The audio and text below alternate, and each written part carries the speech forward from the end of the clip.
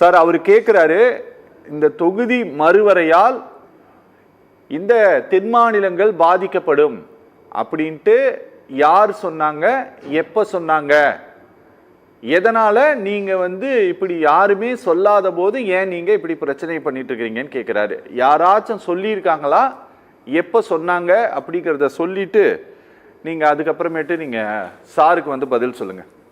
யாருக்கு? மணிகண்டன் சார். வணக்கம் சார். வணக்கம். டபுள் பாக்ஸ் போடு.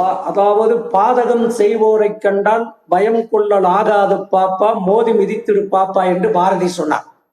ஆகவே எப்பொழுதெல்லாம் தமிழ்நாட்டுக்கு ஒன்றிய அரசாங்கம் பாதகம் செய்கிறதோ, பாதகம் செய்கின்ற அரசாங்கத்தை எதிர்த்து போர்க்குரல் எழுப்புகிற இயக்கம் திமுக என்பது நன்றாக தெரியும்.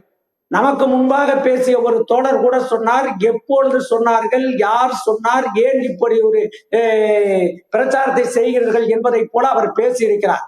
நான் கேட்கிறேன், நம்மளுடைய உள்துறை அமைச்சராக இருந்த அமித்ஷா அவர்கள் கோயமுத்தூருக்கு பேசுகிற பொழுது தொகுதி மறுசீரமைப்பு செய்யப்படும் என்று பேசிவிட்டு போயிருக்கிறார்.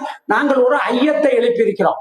தொகுதி மறுசீரமைப்பு செய்யப்படுமானால், ஜாதிவாரி மக்கள் தொகை கணக்கெடுப்பு எடுக்கப்படுமானால் தென் மாநிலங்கள் பாதிக்கப்படும் என்று நாங்கள் எங்களுடைய நிலையை எடுத்து சொல்லிக் கொண்டிருக்கிற பொழுது, சரி நீங்கள் தான் பாதகம் வராது என்று சொல்கிறார் அல்லவா. அண்ணன் மணிகண்டனும் பேசினார். மணிகண்டன் பேசிய பொழுது ஒரு தோழர் தொலைபேசியில் பேசுகிற தோழரும் சொன்னார் அல்லவா, சரி வராது. யார்? உள்துறை அமைச்சராக இருக்கிறவர்.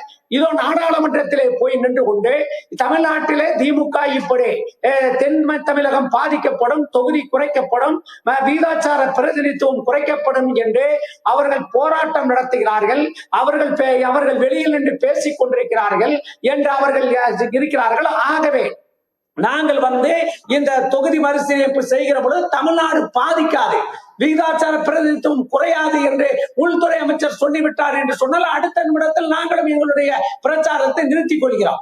இதோ பாருங்க சார், ஒண்ணுல சார், வரமுன் காவாதான் வாழ்க்கை, எரி முன்னர் வைத்தார் போல் கெடும் என்று வள்ளுவர் பெருந்தகை சொன்னதை போல ஒரு செயல் வருவதற்கு முன்னாக நாங்கள் அதை தடுத்து நிறுத்த வேண்டும் என்பதற்காக நாங்கள் களத்திலே நின்றிருக்கிறோம். களத்திலே நின்று கொண்டு போராடி கொண்டிருக்கிறோம். ஆகவே எடப்பாடி பழனிசாமி என்ன சொல்கிறார்? வராது, நான் அமித்ஷாவை பார்த்து பேசிட்டேன் அப்படிங்கிறார். ரொம்ப சந்தோஷம், நீங்க பேசியிருந்தா ரொம்ப சந்தோஷப்படுறோம், மகிழ்ச்சி அடைகிறோம். ஒண்ணும் கிடையாது. நாளைக்கு அமித்ஷா வராரு. எங்க வராரு? சங்க வைத்து தமிழ் வளர்த்தா மதுரைக்கு வராரு. மதுரையில அமித்ஷாவையே சொல்லிருங்க.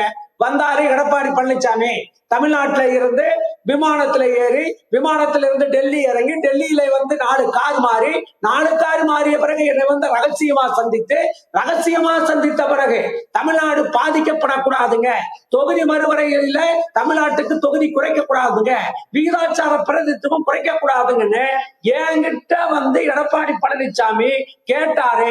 நான் எடப்பாடி பழனிசாமி கிட்ட உத்தரவாதத்தை கொடுத்திருக்கிறேன்னு நாளைக்கு வர உள்துறை அமைச்சர் அமித்ஷா சொல்லிட்டாருனாக்க பிரச்சனையே முடிஞ்சிருது. இதுல என்ன இருக்குது? மாற்று கருத்து திமுக அடுத்த நிமிடத்துல நாங்க இந்த போராட்டத்தை நிறுத்திட்டு, ஆர்ப்பாட்டத்தை நிறுத்திட்டு நாங்க எங்க வேலையை பார்க்க போறோம்.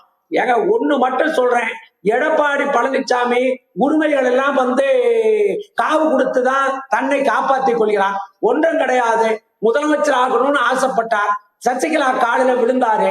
2026 முதலமைச்சர் ஆகணும். முதலமைச்சர் ஆகிறதுக்கு யார் காலில விழலான்னு பார்த்தாரு. சரி போய் அமித்ஷா காலையாவது விழுந்துடலான்னு அமித்ஷா காலில விழுந்திருக்காரு. விழுந்ததுக்கு அப்புறம் அவரு முதலமைச்சர் எல்லாம் ஆக முடியாது, தன்னுடைய கட்சியை காப்பாத்திக்கணும். இல்லைன்னு சொன்னோம்னாக்க பிஜேபி அதிமுக என்று சொல்லப்படுகிற அந்த கட்சியை சுக்குநூறாக உடைச்சு இல்லாமல் செய்துவிடும். ஏனென்று கேட்டால் இப்பொழுது பார்த்தால் பாட்டாளி மக்கள் கட்சியினுடைய நிலை என்ன இருக்கிறது? நிலை என்ன? சகுனியினுடைய கண்ணிலை பட்டால் எல்லாத்திற்கும் சாபம் தான் என்பதை போல அமித்ஷாவினுடைய கண்ணில ஒரு கட்சி பட்டுச்சுன்னா அந்த கட்சி அவ்வளவுதான். இல்ல சார், நீங்க எனக்கு ஒரு விஷயம் சொல்லுங்க. என்னன்னா, நீங்க தான் ஜாதிவாரி கணக்கெடுப்பு நடத்துங்க. எப்படின்னா 2021 நடத்தப்பட வேண்டிய மக்கள் தொகை கணக்கெடுப்பு, சரிங்களா? அது நம்ம கோவிட்டால நம்ம நடத்த முடியல. அடுத்தடுத்து இன்னைக்கு 25 நம்ம நின்றுட்டோம். நீங்க தான் நடத்தணும்ட்டு நீங்க தான் கேட்குறீங்க. நீங்க ஃபேர் டீலிமிட்டேஷன் நடத்துங்க அப்படின்னு சொல்லியும் நீங்க தான் கேட்குறீங்க, சரியா? இப்போ நீங்களே என்ன சொல்றீங்க அப்படின்னா, 2027 சென்சஸ் படி டீலிமிட்டேஷன் செஞ்சா நம்மளுடைய முக்கியத்துவம் வந்து ரொம்ப வலிமை இல்லாம போயிடும் அப்படிங்கிறீங்க. இப்போ அரசாங்கம் என்னதான் செய்யணும், நீங்க என்ன உத்தரவாதம் தான் கேக்குறீங்க? நாங்க ஒண்ணும் கிடையாது. மக்கள் தொகையை கட்டுப்படுத்த வேண்டும். மக்கள் தொகையினுடைய எண்ணிக்கை உயர்ந்து கொண்டிருக்கிறது. இது நாட்டுக்கும் நல்லதல்ல, நம்மளுடைய எதிர்காலத்திற்கும் நல்லதல்ல.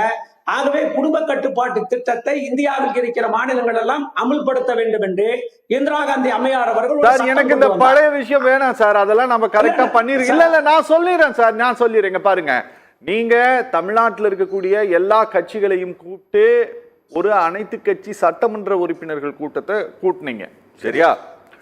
அந்த கூட்டத்தில் அதிமுக கலந்து கொண்டது.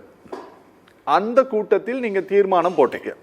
அந்த கூட்டத்தில் போட்ட தீர்மானம் என்ன அப்படின்னா, அடுத்த 25 ஆண்டுகளுக்கு நாங்க வந்து என்ன அப்படின்னா இந்த டீலிமிட்டேஷன் செய்ய மாட்டோம் அப்படின்ற ஒரு உத்தரவாதத்தை பிரதமர் தரணும்னு சொன்னீங்க.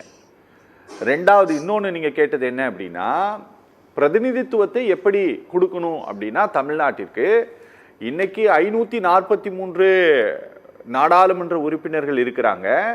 அந்த எண்ணிக்கையின் அடிப்படையில் 7.18% அளவிற்கு தமிழ்நாட்டிற்கு பிரதிநிதித்துவம் இருக்கிறது. அதே அளவிற்கு பிரதிநிதித்துவம் நாடாளுமன்ற இருக்கைகளுடைய எண்ணிக்கை அதிகரிக்கப்பட்டாலும் அதை தான் கொடுக்கணும்னு கேட்டீங்க. கரெக்ட் தானே? இல்ல, இதை தான் கேட்டீங்க. ஆனா இப்ப நீங்க இப்ப நீங்க புதுசா சொல்றது என்ன அப்படின்னா, தொகுதி சென்சஸ் கணக்கெடுத்து அதன் அடிப்படையில் வந்து டீலிமிட்டேஷன் பண்ணா நம்மளுடைய வலிமை போயிடும் அப்படின்னு சொல்லி கேட்குறீங்க. நாங்க கேட்கறது என்ன அப்படின்னா, அப்ப நீங்க இதற்கு முன்பாக கேட்ட எதையுமே இந்த அரசாங்கம் ஏற்றுக்கொள்ளாது, பொருட்படுத்தாது அப்படிங்கிறதுனால நீங்க இப்ப இந்த டிமாண்டை வைக்கிறீங்களா? சார், எதை சொன்னாலும் ஒன்றிய அரசாங்கம் கேட்கிற இடத்தில் இல்லை. சரி, நல்லதை சொன்னால் கேட்கிற இடத்தில் ஒரு ஒன்றிய அரசாங்கம் இருக்குமானால் நாங்கள் நம்பிக்கையோடு அதை ஒத்துக்கொண்டிருப்போம். ஓகே முரளி சார், நான் உங்ககிட்ட சொன்னதெல்லாம் கணக்கு கரெக்டா சொன்னா இல்ல ஏதாவது தப்பா சொல்லிட்டேன்? கரெக்டா சொன்னீங்க சார். நான் தான் சொல்றேன், 1971 மக்கள் தொகை அடிப்படையில தொகுதிகள் இருப்பதை போலவே இருக்கட்டும். ஒரு 25 வருஷத்து தொகுதி மறுசீரமைப்பை வேண்டாங்கிறோம் நாங்க. ஓகே ஓகே ஓகே பேசலாம் சார், நீங்க இணைப்புல இருங்க. ஏன் இப்ப நீங்க அவசரப்படுறீங்க அப்படின்னு பாத்தீங்கன்னாக்க, உத்தரப்பிரதேசக்காரங்களும் மத்திய பிரதேசக்காரனும் பீகார்காரனும் குஜராத்துக்காரனும் ஒரு அரசாங்கம் கொண்டு வந்த திட்டத்தை அமல்படுத்த மாட்டாங்க. அப்ப அரசாங்கம் கொண்டு வந்த திட்டத்தை அமல்படுத்த எங்களுக்கு தண்டனையா? எங்க தொகுதியை நாங்க இழக்கணுமா?